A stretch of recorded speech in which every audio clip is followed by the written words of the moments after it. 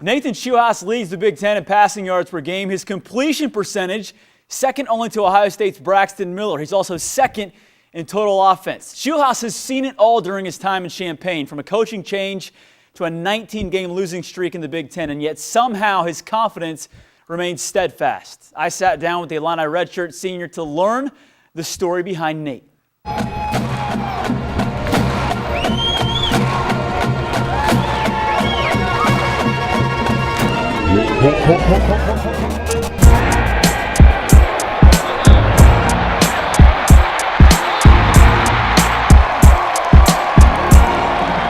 What do you say to the critics who say Nate doesn't have a very strong arm? I know Coach Cubit's talked about, you're better than people say that you are sometimes when you struggle.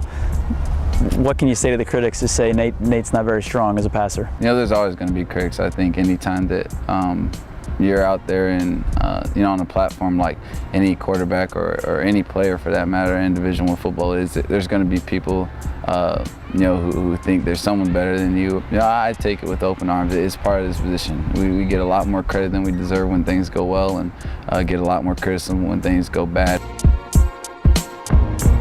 The Lord is my light and my salvation. Whom shall I fear? The Lord is the stronghold of my life. Of whom shall I be afraid? When did your faith go from kind of interested in God to this is for real and I'm selling out?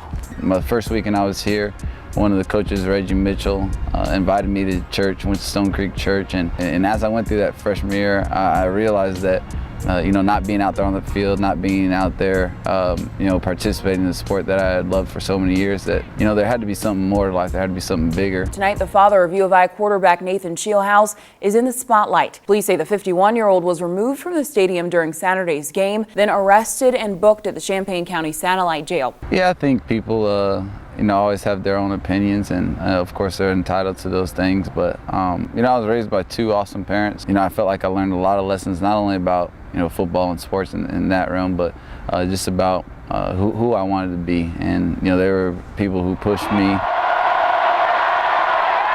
the pass into the end zone is intercepted, and the Big Ten losing streak for Illinois extended another week. You've gone through the ringer at times here, but your faith remains the same. How have you been able to keep your faith, and how has it kept you strong through all of this? I think there's been tough times. Going 2-10 last year, was very difficult and hard to understand. Being able to rest in who Jesus Christ is and put my identity in Him first. That's really what's kind of made me have that comfort. What will your legacy be when you leave Illinois?